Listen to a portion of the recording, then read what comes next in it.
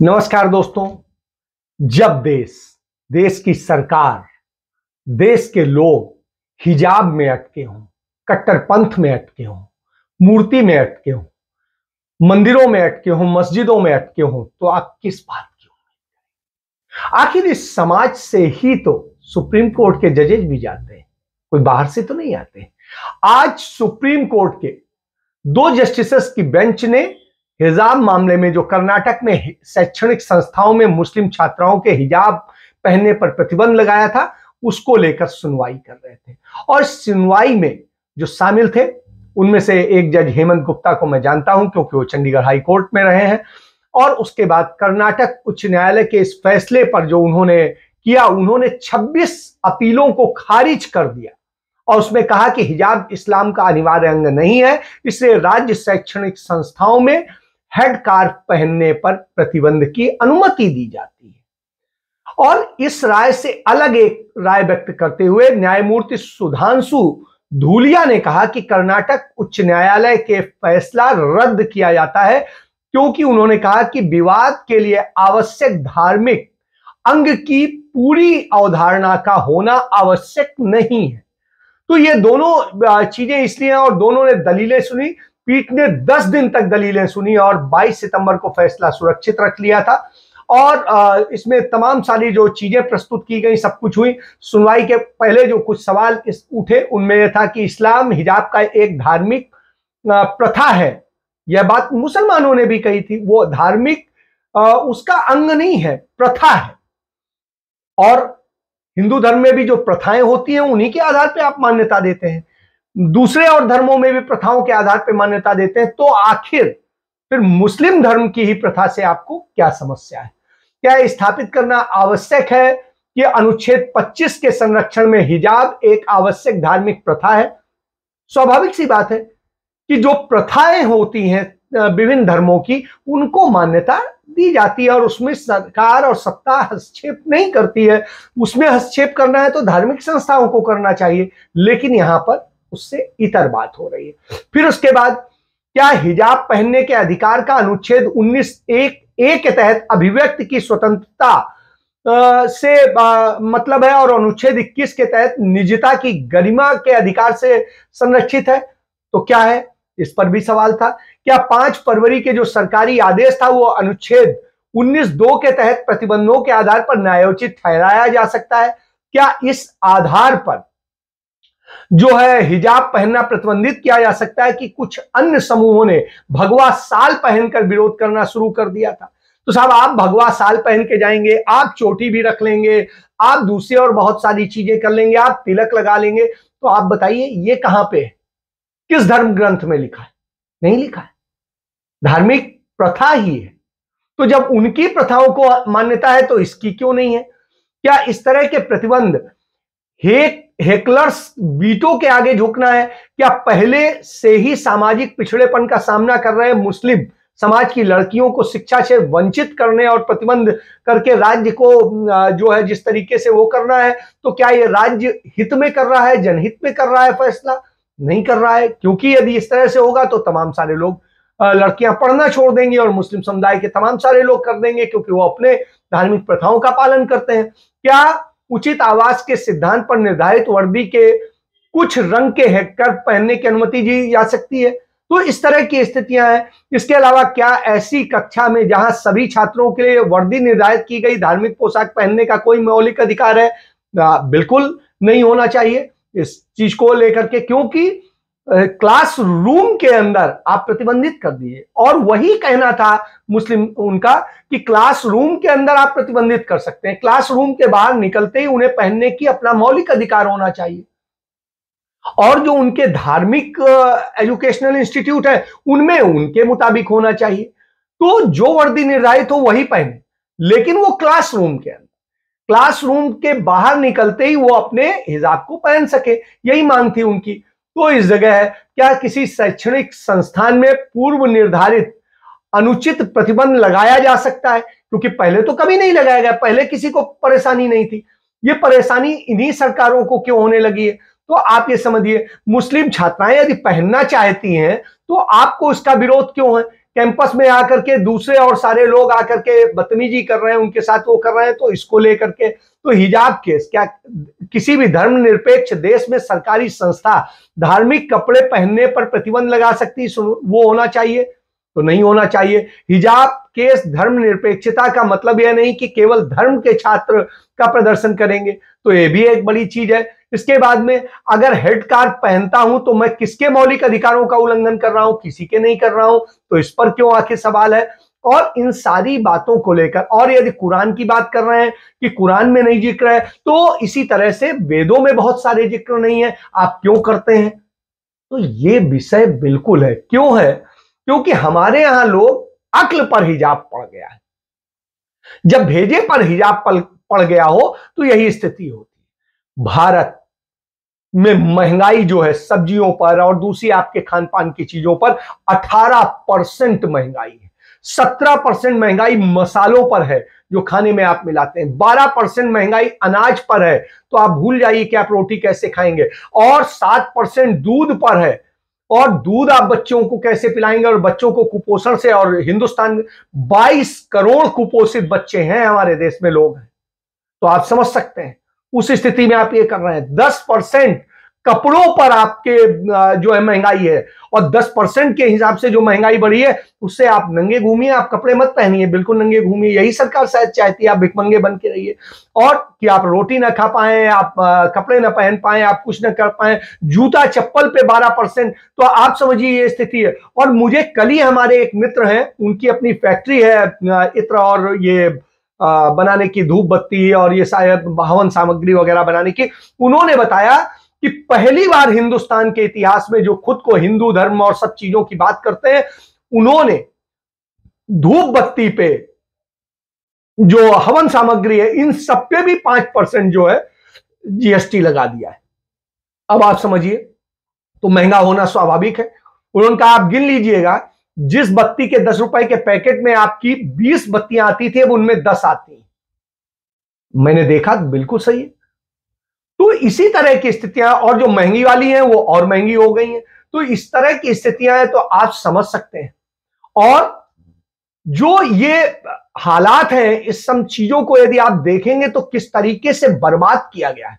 नोटबंदी से जो बर्बादी आई वो हम पर थोपा जा रहा है। उस गलत डिसीजन का हम लोगों पर थोप करके हमें बर्बाद करने की कोशिश की जाती है। और जब ये की जाती हो तो निश्चित रूप से सवाल उठता है। और सवाल तब भी उठता है जब धार्मिक आधार पर, दिल्ली में आपको याद होगा दंगा हुआ था, और उस दंगे के बाद में किस तरीके से क्या किया गया था। तो आप समझिए कि पूर्व जजों की जो कमेटी थी, उसने जब जांच की तो इस जांच में पाया, अल्पसंख्यक आयोग ने जांच पे पाया, सुप्रीम कोर्ट से जुड़े हुए और हाई कोर्ट से जुड़े हुए तमाम जजों ने इसको पूरा फैक्ट फाइंडिंग और करी, और उसमें पाया कि दिल्ली पुलिस ने 100% झूठ बोला है। और यही नहीं, झूठ इस हद तक बोला गया है, मरने वालों की संख्या यदि आप देखेंगे तो जो है मरने वाले जो लोग थे वो कुल 52 लोग मरे थे, जिनमें 40 मुस्लिम समुदाय के लोग मरे थे, हिंदू समुदाय के सिर्फ 12 लोग थे। तो ये दिल्ली की स्थिति है। इसके अलावा धार्मिक आधार पर जो संपत्तियां नष्ट की गई, दूसरी चीज हुई, घायल हुए, सब, उसमें हर चीज में मुसलमानों का बहुत बड़ा परसेंटेज और हिंदुओं का बड़ा छोटा सा परसेंटेज। लेकिन मुलजिम कौन बनाएगा? मुसलमान बनाएगा। हिंदुओं को बख्श दिया गया। तो आप जब ये स्थिति हो तो ये कट्टर पंथ को किस तरीके से वो करता है। धार्मिक उपासना के जो जगह थी उन सबको नष्ट किया गया और सारी चीज की गई। इन सब चीजों की जब रिपोर्ट उन्होंने सौंपी है और सार्वजनिक की है, उससे आप ये समझिए कि इतनी सारी चीजें आई हैं कि किस तरीके से सांप्रदायिक आधार पर सब कुछ हुआ। और इसमें सबसे बड़ी दुर्भाग्यपूर्ण बात यह है कि मुसलमान या हिंदू जो भी मारे जा रहे थे, दंगे में सब मारे जा रहे थे। और जब मारे जा रहे थे तो वहां की दिल्ली की जो सरकार है, आम आदमी पार्टी की, केजरीवाल की सरकार है, वो बिल्कुल मौन साधे हुए थी। एक शब्द उसके मुंह से नहीं निकल रहा था, और नहीं निकला क्योंकि उन्होंने इस तरीके से किया है। दिल्ली अल्पसंख्यक आयोग ने भी जो अपनी रिपोर्ट दी है उसमें भी तमाम सारी चीजें कि नागरिकता संशोधन कानून रहा हो, दूसरी चीजें नहीं हो, इन सारे मामलों में जो हिंसा और सारी चीजें भड़काने का काम किया है वो भारतीय जनता पार्टी से जुड़े हुए नेताओं ने किया। और उनके बयानों को उन्होंने कोट किया है और उसके बाद में बहुत सारी चीजें हुई और फिर जाकर के हिंदू समुदाय के लोगों ने हमला किया, जिसके बाद में मुस्लिम समुदाय के तमाम सारे लोग घायल हुए, मारे गए और सारी चीजें। ये वही स्थिति है कि जिस तरह नाजी राज में होता था, वही नाजी राज हिटलर शासन चल रहा है और किस तरीके से लोगों को मारा जा रहा है। तो आप बताइए, ये वही दिल्ली है 2014 के पहले, 13 के पहले वहां की यह स्थिति नहीं थी। वहां यदि कभी दंगे हुए भी तो इस तरह विभत्स नहीं हुए कि एक पक्ष को हम बचाएंगे दूसरे को छोड़ेंगे। जो दोषी था आंख बंद करके उस दोषी को गिरफ्तार किया गया, बंद किया गया, जेल चलाया गया, मुकदमे चलाए गए। तो इन सारी बातों को यदि आप समझेंगे तो इससे आपको समझ में आएगा कि किस तरह से हमारा देश जा रहा है। आज जब हम सब कुछ बर्बाद हो रहा हो तो उस स्थिति में जब हम इसकी बात करते हैं तो आप देखिए, एक तरफ हमारे यहां महंगाई, बेरोजगारी, सारी चीजें हमें बर्बाद कर रही हैं, दूसरी तरफ ये सारी चीजें हो रही, दूसरी तरफ राजनीति बदलने की बात करने वाले अरविंद केजरीवाल ये वही हैं जिनके पिता ने अपनी सगी बहन की जमीन कब्जा कर ली, भ्रष्ट तरीके से कब्जा कर ली, और उनकी बहन ने इसको लेकर के पूरा केस रजिस्टर किया है, सारी चीजें हैं कि किस तरीके से किया। वहीं दूसरी तरफ केजरीवाल झूठ बोलने में इतनी बुरी स्थिति है कि हर समय झूठ बोलते हैं, और केजरीवाल ने क्या काम किया यही नहीं समझ में आता। उन्होंने चंद से स्थिति है, न स्कूल बने, न अस्पताल बने, न कुछ बना, चंद स्कूलों को ही मरम्मत किया, उनका एक्सटेंशन किया, सारी चीजें करी, तो वो उसके आधार पे आप कह देते हैं आपने पता नहीं क्या बना दिया, क्या कर दिया, आपने क्या राजनीति बदल दी। और स्थिति है इसको लेकर के जो गवर्नर ने चिट्ठी जारी की है कि यदि इतना बड़ा फंड खर्च किया जा रहा है तो कहां खर्च हो रहा है, क्यों स्कूलों से, सरकारी स्कूलों से बच्चे कम हो रहे हैं, क्यों वहां का रिजल्ट खराब हो रहा है, क्यों ऐसी स्थिति है। तो यह स्थिति तो किसने करी है? केजरीवाल ने करी है। तो साहब ये केजरीवाल जब ये करते हैं तब आप क्या कहेंगे?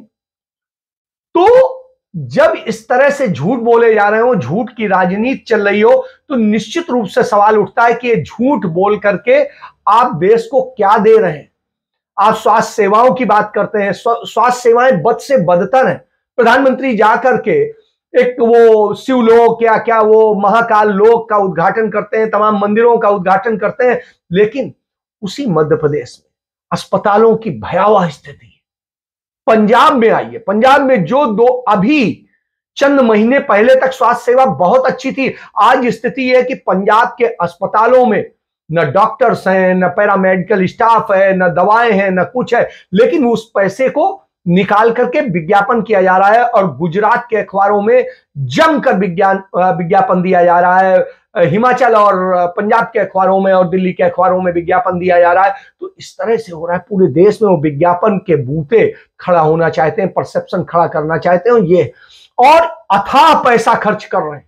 कहां से आ रहा है पैसा? तमाम ब्यूरोक्रेट्स उसमें जुड़े हुए हैं, तमाम सारे पुराने लोग जुड़े हुए हैं, उन सबको बिल्कुल एक नेक्सस काम कर रहा है, और वो नेक्सस लगा हुआ है कि किस तरीके से सरकार को बदनाम किया जाए, चीजों को बदनाम किया जाए, सारी चीजें की जाए। और इन सब स्थितियों में जब चल रहा हो तब आपको सच को पहचानने की बात पड़ती है, और जब सच को पहचानने की बात पड़ती है तब आता है कि आखिर क्या हो रहा है। तो क्या यह देश धार्मिक आधार पर लड़ने के लिए ही बना है? क्या इस देश को आपने बर्बाद करने का ठेका ले रखा है? जो आप जवाब देते हैं उसमें स्थिति यह है कि तमाम दिल्ली के स्कूलों की बात करते हैं, एजुकेशन मॉडल बार बार वो गिनाते हैं, और स्थिति है दिल्ली के 84% स्कूलों में हेडमास्टर प्रिंसिपल नहीं है, उसके बाद में 34% स्कूलों में वाइस प्रिंसिपल भी नहीं है, उसके बाद में 24,000 टीचर्स नहीं है। फिर आप कौन सी पढ़ाई कर रहे हैं? इतना पैसा आपने आखिर कहां खर्च कर दिया, किन चीजों में खर्च कर दिया? आपने वन घोटाला कर लिया, आपने जो शराब का घोटाला कर लिया, आपने दूसरे और तमाम इतने घोटाले केजरीवाल सरकार में हो गए, इसके बाद भी आप ये बता रहे हैं।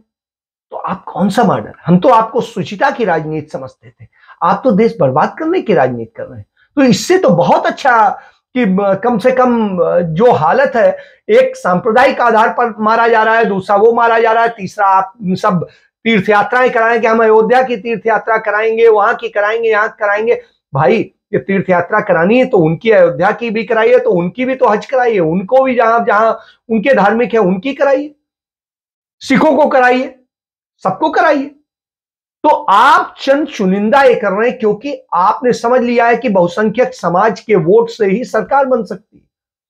तो सरकार की राजनीति आप कर रहे हैं, आप देश या समाज या किसी चीज को सुधारने के नहीं कर रहे हैं। और परसेप्शन बनाने के लिए मीडिया, सोशल मीडिया और इन सब में आपके लोग काम कर रहे हैं, जिसमें आप भयंकर पैसा खर्च कर रहे हैं। तमाम छोटे छोटे चैनल्स पे पैसा खर्च किया जा रहा है। तो यह स्थिति है।